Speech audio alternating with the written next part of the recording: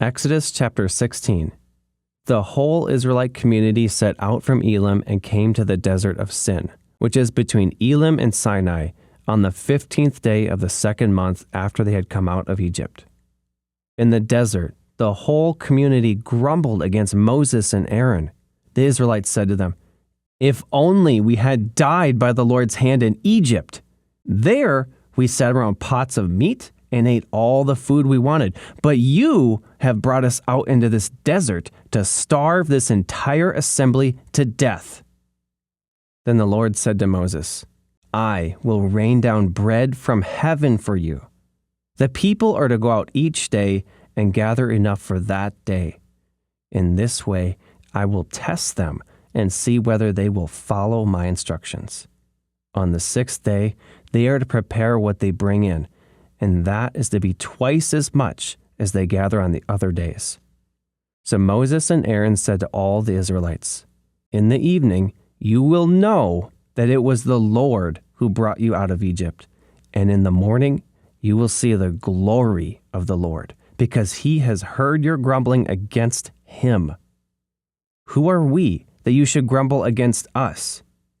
Moses also said, "You will know that it was the Lord when he gives you meat to eat in the evening, and all the bread you want in the morning, because he has heard your grumbling against him. Who are we? You are not grumbling against us, but against the Lord." Then Moses told Aaron, "Say to the entire Israelite community, 'Come before the Lord, for he has heard your grumbling.'"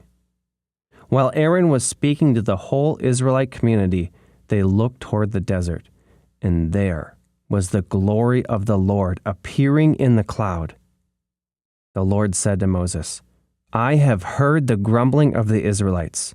Tell them, at twilight you will eat meat, and in the morning you will be filled with bread. Then you will know that I am the Lord your God." That evening quail came and covered the camp, and in the evening there was a layer of dew around the camp. When the dew was gone, thin flakes like frost on the ground appeared on the desert floor. When the Israelites saw it, they said to each other, "What is it?"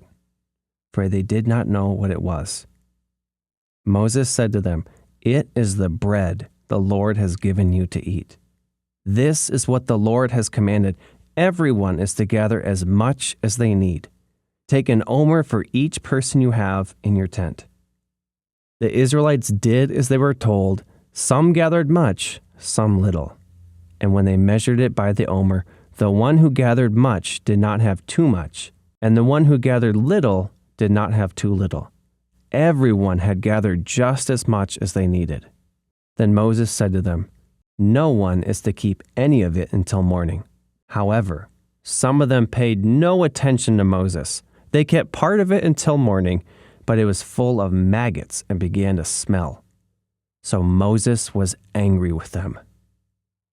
Each morning, everyone gathered as much as they needed, and when the sun grew hot, it melted away. On the 6th day, they gathered twice as much, 2 omers for each person, and the leaders of the community came and reported this to Moses. He said to them, "This is what the Lord commanded. Tomorrow is to be a day of Sabbath rest, a holy Sabbath to the Lord. So bake what you want to bake and boil what you want to boil. Save whatever is left and keep it until morning." So they saved it until morning, as Moses commanded, and it did not stink or get maggots in it. "Eat it today," Moses said, "because today is a Sabbath to the Lord. You will not find any of it on the ground today. 6 days you are to gather it, but on the 7th day, the Sabbath, there will not be any." Nevertheless, some of the people went out on the 7th day to gather it, but they found none. Then the Lord said to Moses, "How long will you refuse to keep my commands and my instructions? Bear in mind that the Lord has given you the Sabbath. That is why on the 6th day he gives you bread for 2 days. Everyone is to stay where they are on the 7th day. No one is to go out." So the people rested on the 7th day. The people of Israel called the bread manna. It was white like coriander seed and tasted like wafers made with honey. Moses said, "This is what the Lord has commanded. Take an omer of manna and keep it for the generations to come, so that they can see the bread I gave you to eat in the wilderness when I brought you out of Egypt." So Moses said to Aaron, "Take a jar and put an omer of manna in it. Then place it before the Lord to be kept for the generations to come." As the Lord commanded Moses, Aaron put the manna with the tablets of the covenant law so that it might be preserved. The Israelites ate manna 40 years until they came to the land that was settled. They ate manna until they reached the border of Canaan.